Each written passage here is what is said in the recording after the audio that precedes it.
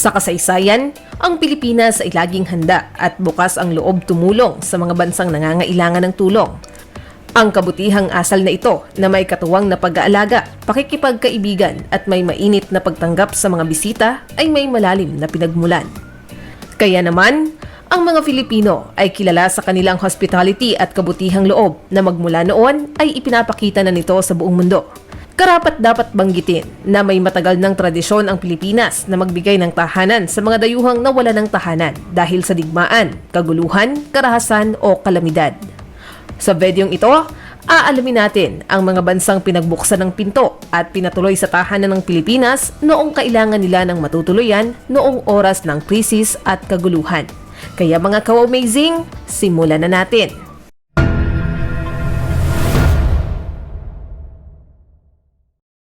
Number 8. Russia.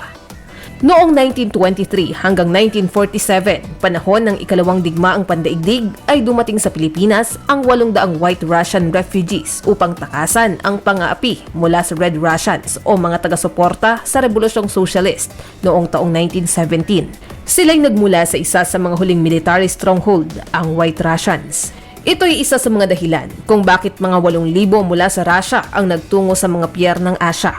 Matapos tanggihan ng Korea, naghati sila sa dalawang grupo at naglayag mula sa mga ligtas na pantala ng Shanghai at Manila. Sa huli, ang mga refugees na ito ay inilipat sa iba't ibang bansa katulad ng Estados Unidos at Australia. Ngunit may ilang nanatili sa Pilipinas. Humigit kumulang sa 250 sa kanila ang nag-migrate sa Mindanao upang magtrabaho sa umuusbong na sektor ng agrikultura. Number 7. Spain. Noong 1939, bago matapos ang digmaang sibil ng Espanya, binigyang diin ni dating President Quezon ang kahalagahan ng neutralidad na nangangahulugan ng hindi pumapanig o nakikisangkot sa kahit anumang paraan sa labanan. Ang paninindigang ito ay lubos na pinakinabangan ng mga Republikano mula sa Espanya na nakatakas sa pamumuno ni General Francisco Franco, isang nasyonalistang kalaban ng mga Republikano.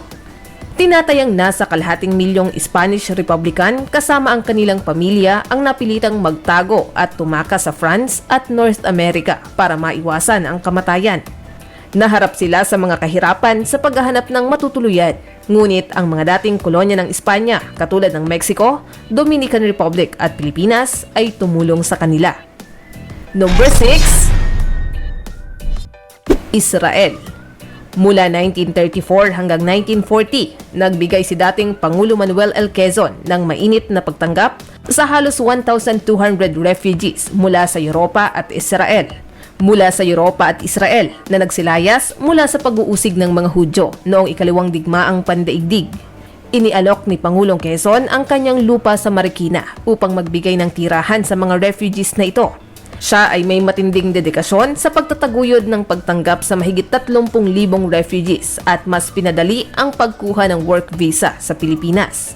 Nagbigay daan ito mula sa kahindik-hindik na pangyayari sa Germany. Sa Pilipinas nakakita ng suporta ang mga refugees na ito na nag-ambag ng pondo upang tulungan sila habang sila'y nasa bansa.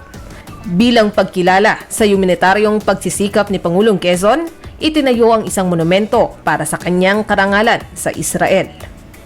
Number 5. Vietnam. Mula 1975 hanggang 1992, maraming Vietnamese ang naghahanap ng kanlungan sa Pilipinas dahil sa epekto ng digmaan sa Hilagang Vietnam at Timog Vietnam. Ang ilang mamamayan na sumusuporta sa Timog Vietnam at sa kanilang mga kaalyadong Amerikano ay tumakas sa pamamagitan ng paglalayag sa kanilang mga bangka. Sila'y nabigyan ng pagkakataong maglayag sa karagatan hanggang sa dalhin sila sa Bataan, Ulugan Bay at Palawan. Humigit kumulang 2,719 na individual ang natagpuan sa mga baybaying ito. Nailagay sila sa isang kampo kung saan sila'y nagtrabaho sa agrikultura at palaisdaan. May ilan sa kanilang nag-asawa ng mga Pilipino at ginawang tirahan ang Pilipinas. Number 4. Iran. Noong 1979, libu-libong mga Iranian ang dumating sa Pilipinas upang mag-aral at magtrabaho dahil sa kaguluhang dulot ng pagbabago ng kanilang pamahalaan. Marami sa kanila ang mas piniling maging refugee sa Pilipinas kaysa mapahamak sa kaguluhan sa kanilang bansa. Tumaas ang tensyon sa mga loyalista doon at marami ang mga Iranian refugees ang nagpasyang manatili sa Pilipinas at mag-ambag sa lokal na komunidad ng mga Muslim. Ang ilan pa sa kanila ay nag-asawa ng mga Pilipino upang maging mga mamamayan ng Pilipinas. Noong dekada 90, iniuulat ng census ng Pilipinas na ang mga Iranian ay bumuo ng pinakamalaking populasyon ng mga refugees. Number 3, Cambodia. Noong 1980, mahigit 400,000 mga Indo-Chinese at refugees mula sa Laos, Cambodia at Vietnam ang tumakas sakay ng bangka patungong Pilipinas mula 1980 hanggang 1994. Nanirahan sila sa Philippine Refugee Processing Center sa Morong, Bataan, kasama ang United Nations High Commissioner for Refugees o UNHCR, habang ang pamahalaan ay nagtatrabaho upang mapanatili ang kaligtasan at maihanda sila para sa kanilang bagong buhay. Hinihimok ang mga refugees na dumalo sa mga klase upang matuto ng Ingles at iba pang programa sa edukasyon. Number 2, East Timor. Noong taong 2000, binigyan ng pansamantalang proteksyon ang 600 na East Timori sa Pilipinas, habang ang kanilang bansa ay nagsusumikap para sa kalayaan mula sa Indonesia. Sinuportahan ng dating Pangulong Estrada ang mga lokal na pagsisikap na matulungan ang mga refugees.